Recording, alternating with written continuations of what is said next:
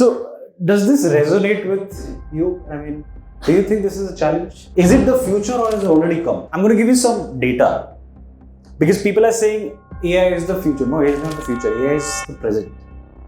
It's already there, and I'm going to take you through real examples of industry. I'm not giving you theory. Between the two prompts,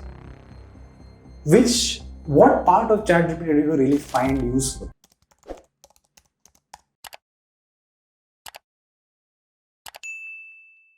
So let's say you give a prompt. We want to invest in TCS. That's the problem that we want to solve. So let's open up your phones, okay, and just put the prompt. But just in the prompt mention that the outcome that I'm looking for is buy, hold or sell, okay.